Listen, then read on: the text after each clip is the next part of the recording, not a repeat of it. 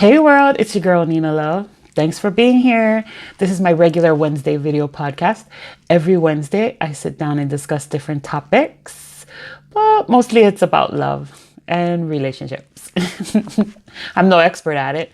In fact, I think that's the whole premise of these video podcasts is to explore my ideas about romantic love. It seems to be changing every year, and through every relationship, it begins to change and it becomes something different. So anyway, thanks for being here. You can follow me on Instagram and Twitter at Love Nina Love, and also on Facebook, facebook.com/Love Nina Love. Give me a thumbs up and like my page. It's kind of active. I post very often on Love Nina Love, and I hope you join in on the discussions or comment on posts that I do on my Facebook page. So often I get topics from all of you, the viewers or people who follow my blog. My passion is writing. It's not actually making these videos. These videos just make it convenient for people to pop me in, listen, turn on your Bluetooth when you're at work or on the go. You can just turn it on while you're driving or at work or whatever you're doing. It's easier to listen than it is to sit down and read. Even though I think this generation needs to read more, my generation needs to read more. Everybody needs to read more. I love to read. I love to write. Writing is my passion, but I make these videos so that there is something that you can listen to instead of having to sit down and read. So oftentimes these videos are accompanied with something that I've written on the blog, which is probably more full of content and poetic writing than me actually speaking. So go ahead and read it and comment and let me know what you think. Or you can inbox me, which usually everybody does because they don't like their business all the way out there, which is okay. Anyway, so since I've become single, 2 years now, I'm single. One of the things that really surprised me is the amount of people from my past that have showed up in my life. Does that make sense? I am surprised at the men that have professed their crush or their love for me. It surprises me. I mean, as far back as people from high school, men from high school, or well, they were boys back in the day, but are men now, and people from my past as an adult who have come forward also. And so it surprises me just because of the person that I was back then and who I am now. And I often wonder, why didn't you say something sooner? And if you're in a situation now, why are you saying something now? You know what I'm saying? It has been the most surprising thing, actually, for real. Crazy to me for people to come, like, were you waiting for me to be single, even though you're still in a situation? I don't know. And I'm confused about that.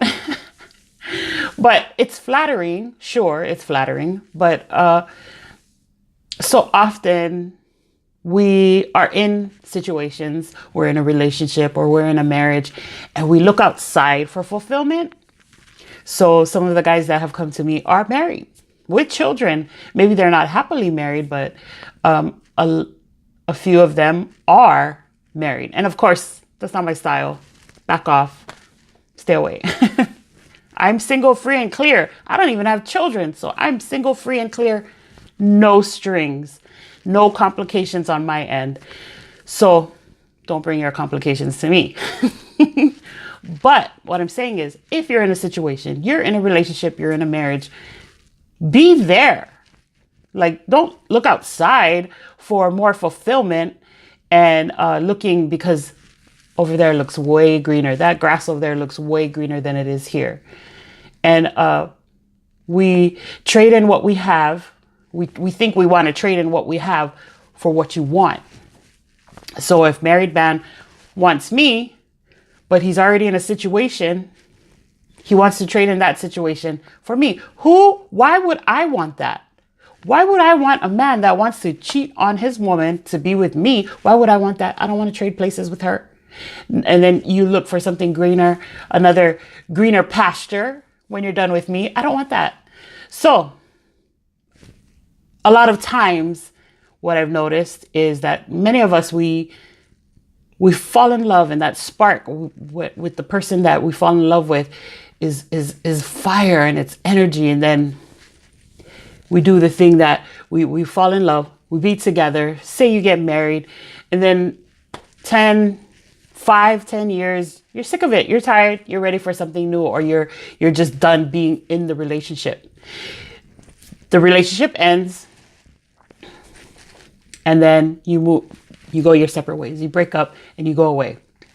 And what I've been noticing in my inbox is guys who let the one get away. And why do we do that? Or why? I'm not saying only guys are guilty of it, but I can only speak as a woman that knows guys who let the one get away. And you never know that person is the one until you go out into the world and see how the caliber of women that are out there. I'm not saying there aren't good women in the world or there aren't good men in the world, because there definitely is a large number of good men and women. I count myself as a very good woman. I am very confident in the caliber of woman I am. Classy, sassy, fun, and whatever. Talented, smart. I consider myself a good woman. So there's a lot of the women or men that you do come in contact with are damaged from all these broken relationships. A guy breaking a woman's heart because he thought the pastures were greener on the other side. He thought, oh, you know what? I'm gonna let her go because door number 2 looks pretty good. Then you go in it and then it's nothing like you thought it would be. And you wish you could go back to the one that got away. And what I have to say about that is, if you let her get away, she's gone. Let her go. And whatever you chose to replace her with, stay there, be in that, and commit yourself to that. And so often we end up with the one that we didn't want. We end up with the one that's not the one. We end up spending our lives with the plan B instead of having nurtured the one.